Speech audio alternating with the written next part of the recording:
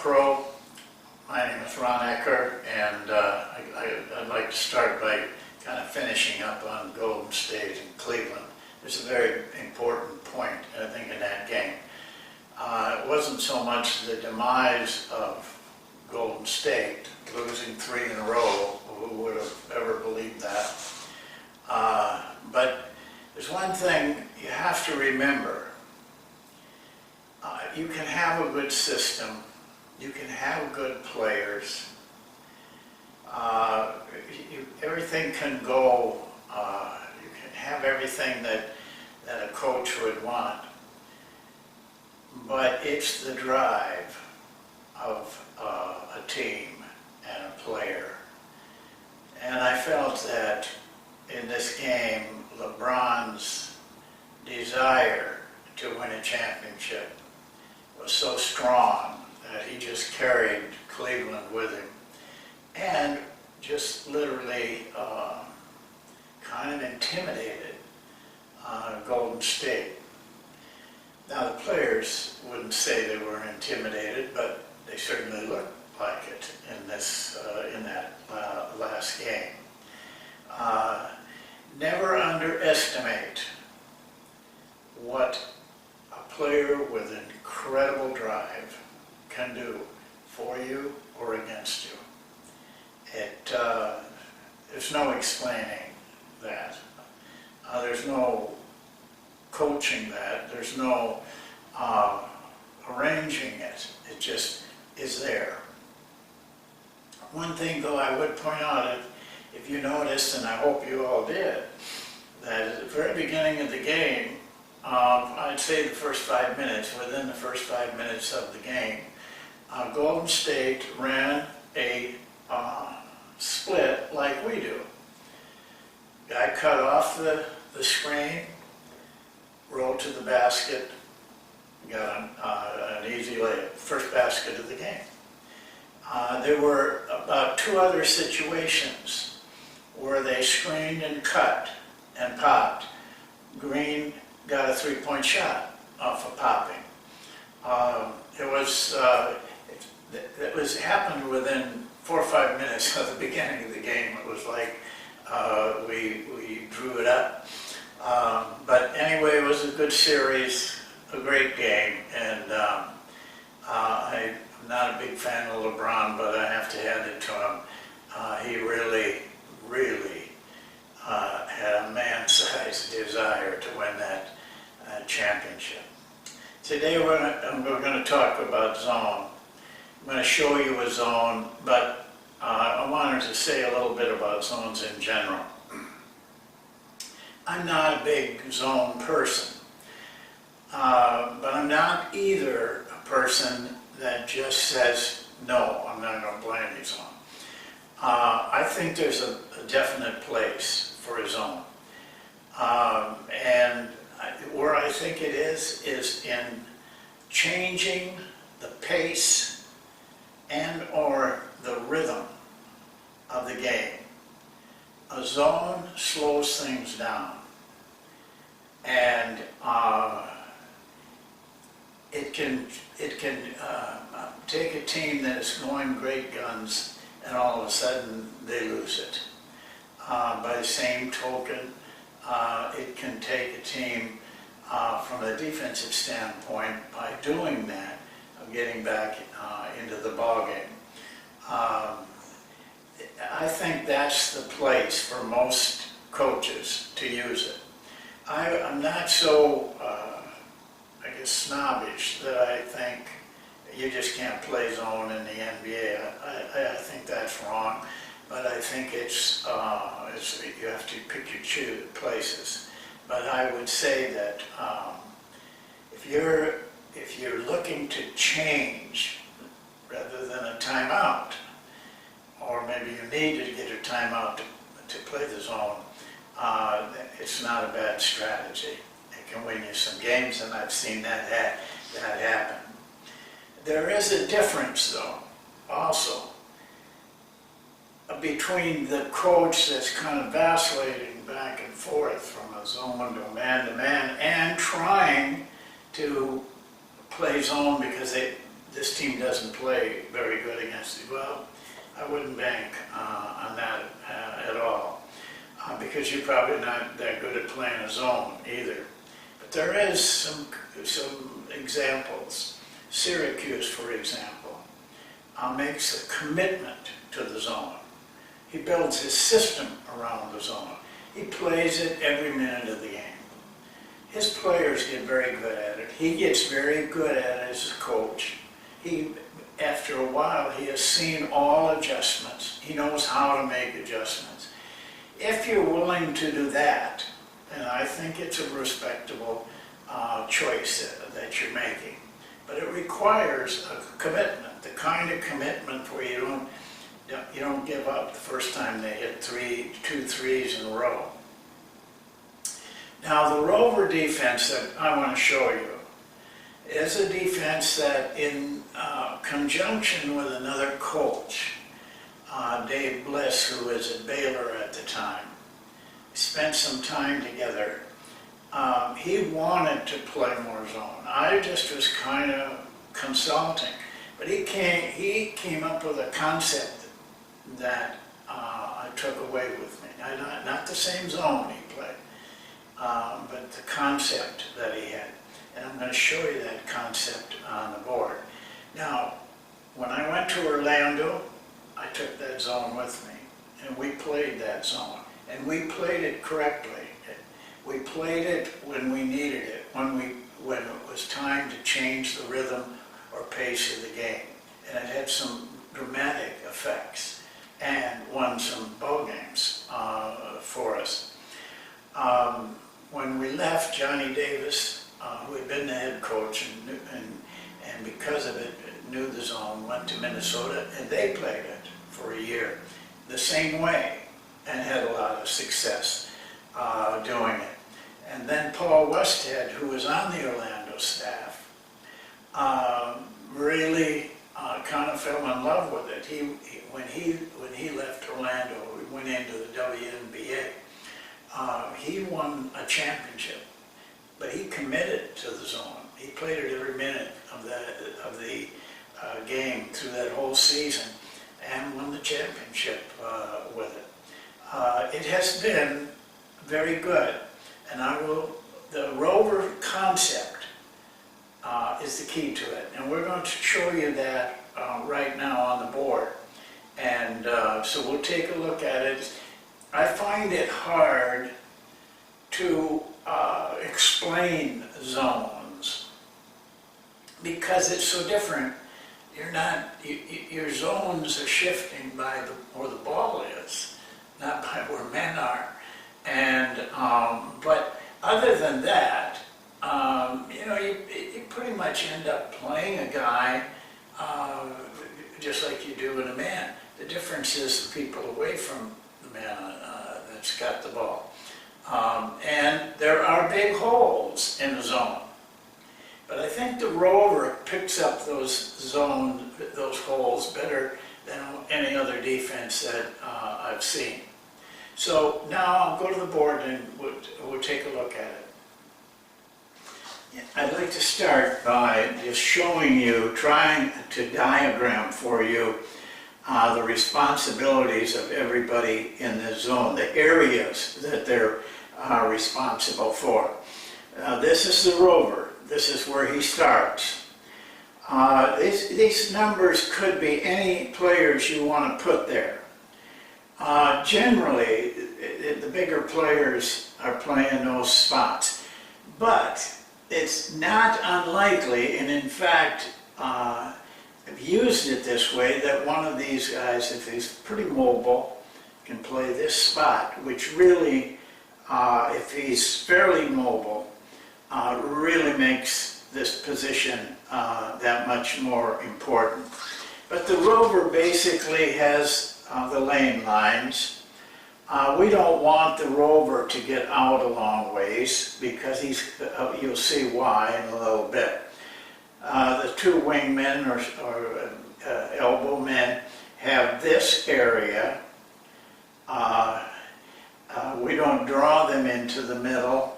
and you'll find out why they don't really have a middle of the lane responsibility. These two men, I hesitate to put an exact distance on it, but I'd say it's somewhere around 6 to 8 feet from the baseline.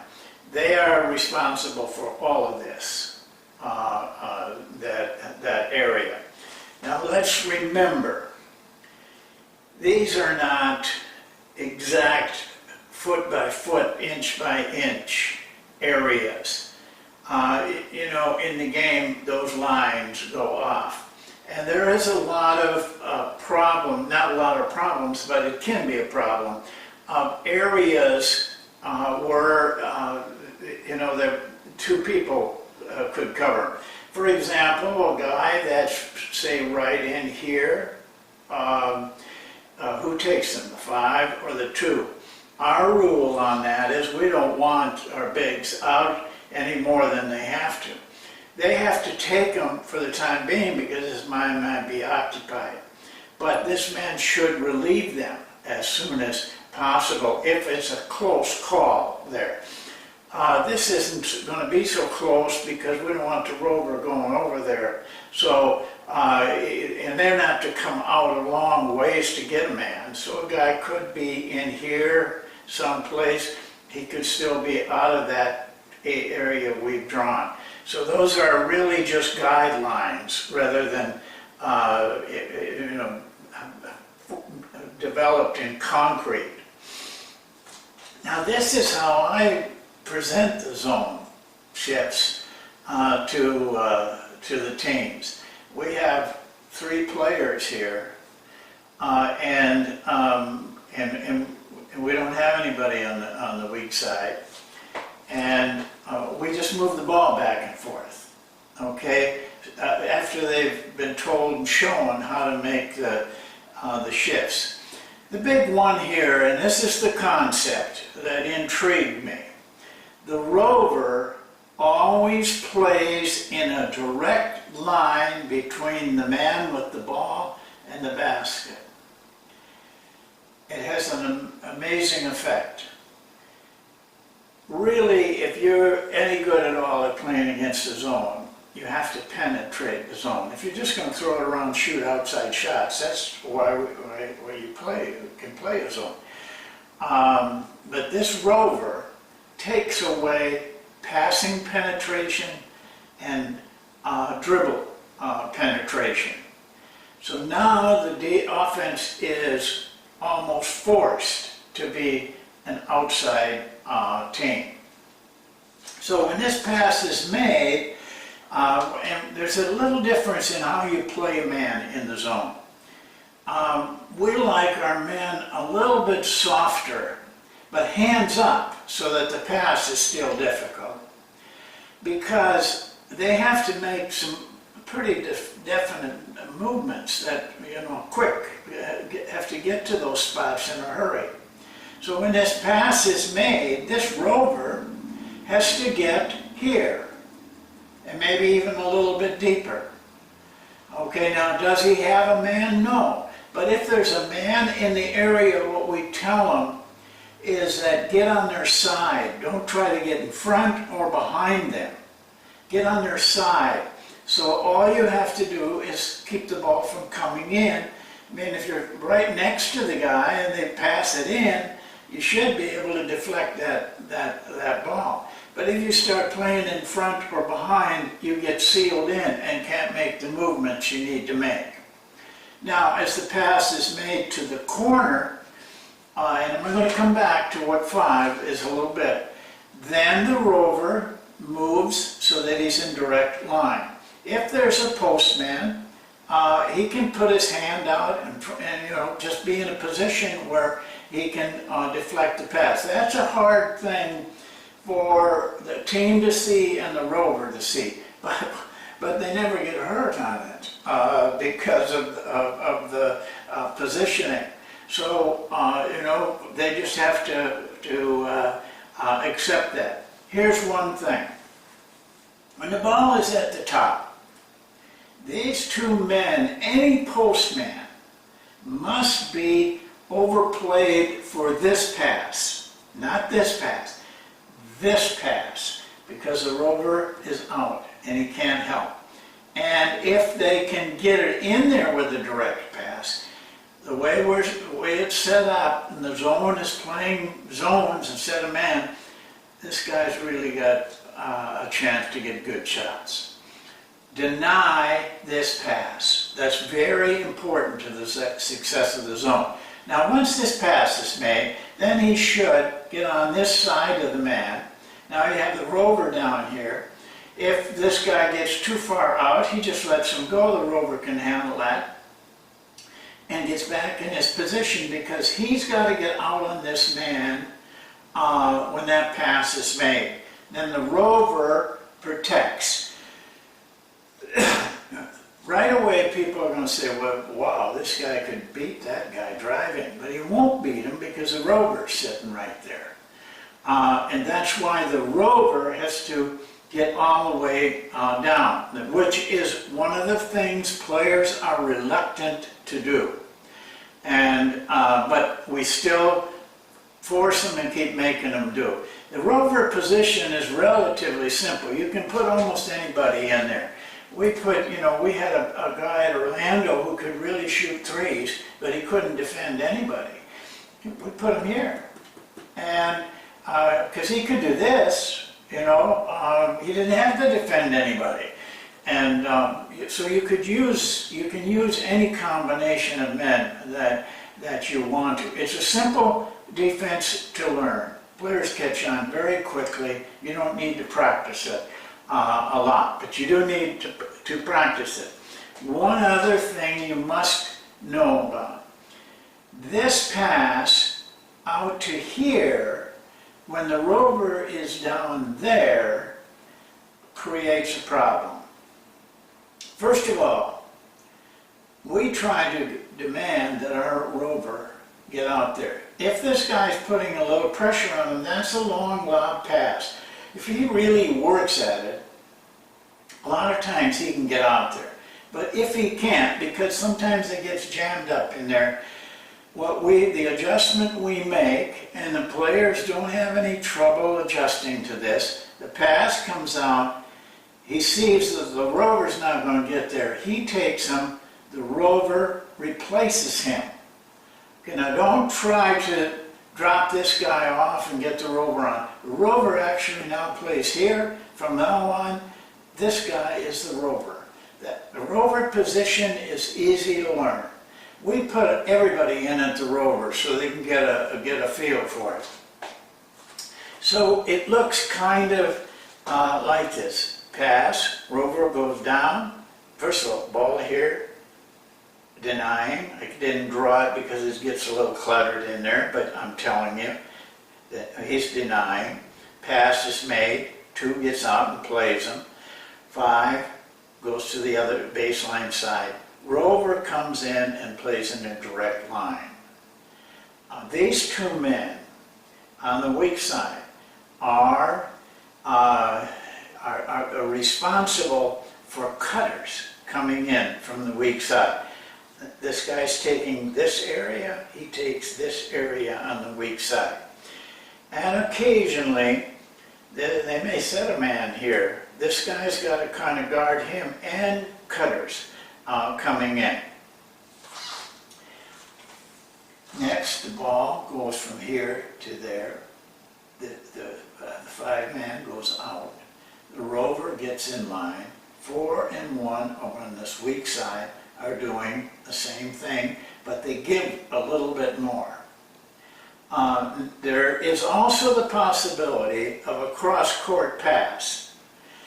We don't really make any adjustment on that, even if it's coming from here or from here. The Rover here, say the pass is made from this person, comes straight across the lane and is a Rover. This man has to pick him up. Corner, Rover.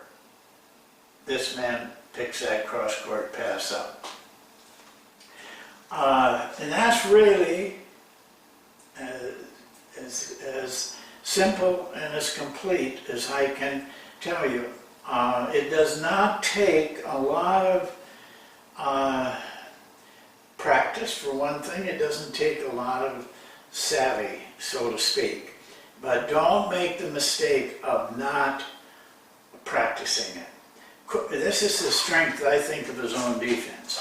Most coaches don't like to practice their zone offense because, and I'm the same way, because when we practice zone, it seems like the whole practice just drops, just like a big blob, because it's slower.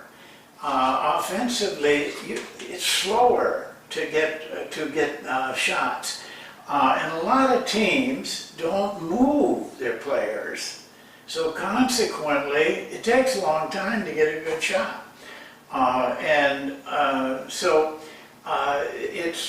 You get an advantage when you play the zone because you're almost sure that that guy on the other bench has not practiced a lot against a zone because they don't like to and I don't like to.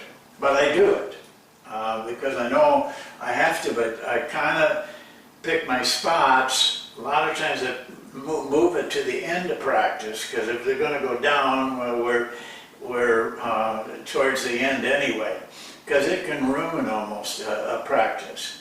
But that's it. It's called the Rover's zone. There is a tremendous adjustment that we make. This zone is very easy to start in man-to-man and with one move of the offense be in zone. And I'll show you that on another session. So hope this helps. I hope you can get something out of it. Don't make it, unless you're willing to make a commitment, complete commitment, don't live or die by this. The best way is to think in terms of changing the rhythm. This is one thing I never believe in. We have to play zone because we can't guard a man-to-man. If you can't guard a man-to-man, you can't play zone either. Your zone should be played for a particular purpose, not because we can't play man-to-man. You might as well then commit to a zone and just play it all the time. Don't ever do that. Don't be afraid to play your man-to-man. If that's your best defense, play it. So they got some guys that are really good at something. You got to adjust to that. Give your players some confidence. Give them some respect that they can adjust to that kind of play. Well, that's it for today. Thank you for watching, and we'll see you next time.